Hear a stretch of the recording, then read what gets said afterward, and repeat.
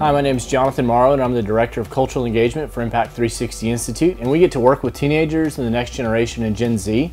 But over the last year, we've had the opportunity to work with the Barna Group, researching Gen Z and learning all sorts of great information about how they see the world, what are their assumptions and values, what's shaping them, and everything else. And today, I'm here with Roxanne Stone, who's the Editor-in-Chief at Barna, who's deep into the analysis and all the research about Gen Z, and really excited to talk to you today about this. It's gonna be fun. And but you know, we think about Gen Z, we think about questions of identity and them growing up, and I mean, they're kids, right? I mean, they're teenagers, and they're really coming of age during this season right now. So what are some of the things that kind of were the factors as you began to analyze this generation?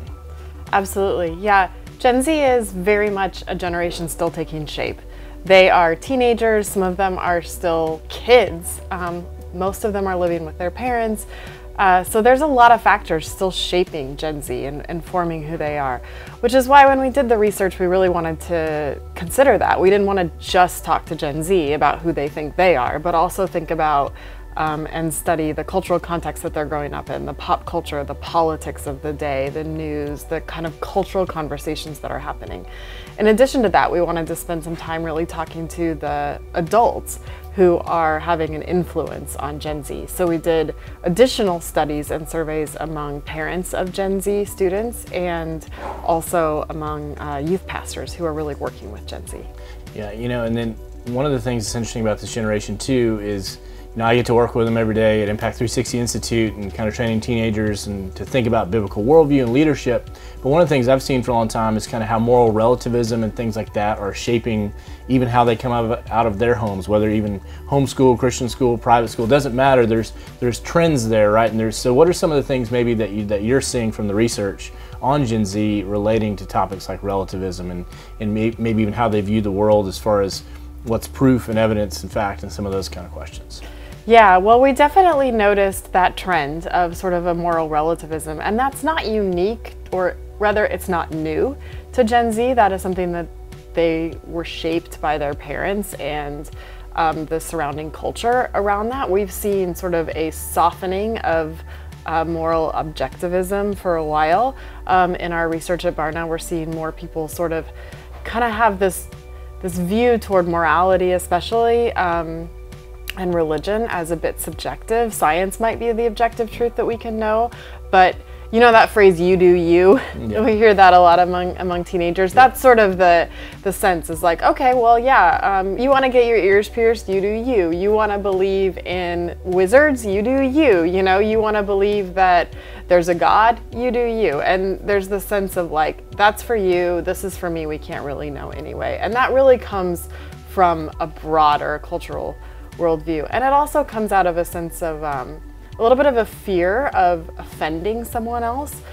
So they're growing up in a world that's much more pluralistic, and so there's a real priority placed on tolerance and not being offensive. So there's some good there too, some things that I think we can really learn from Gen Z, which is how do we listen first to other people who might be different from us? How are we kind to them?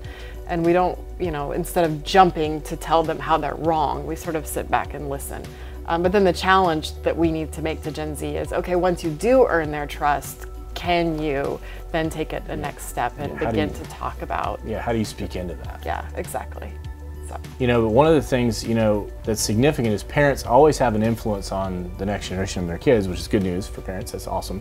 But also, even their faith and worldview is developing.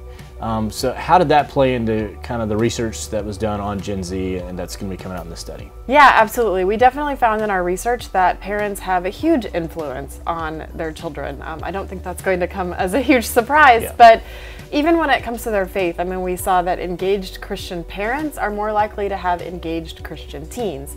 So that the parents have a real influence. And as we said, Gen Z is a generation still very much taking shape, and the good news for that is that parents and youth leaders and teachers, these important people in kids' lives, really can still have an impact. They can still really help prepare Generation Z for the world into which they're entering. And we really believe this study and all of the results that kind of came out of this study and the analysis that we've done is a great first step in beginning to learn how best to talk to and reach this generation, as well as to learn about the world that they're part of and the world that they're going to be part of when they become adults, and knowing how to prepare them better for that. Yeah, so that's great. And you're going to be able to find out all this research in this brand new report that we're going to be launching on January 23rd. Not only this beautiful report that'll have all the research and statistics and everything, but we're having a live event in Atlanta, Georgia on January 23rd. We want to invite you to. But if you can't make it, we want to invite you to tune in online, maybe join your team, your staff team, other parents, or a small group or whatever, and join us for the live webcast. It's for free on January 23rd, and you can sign up for all of that at whoisgenz.com.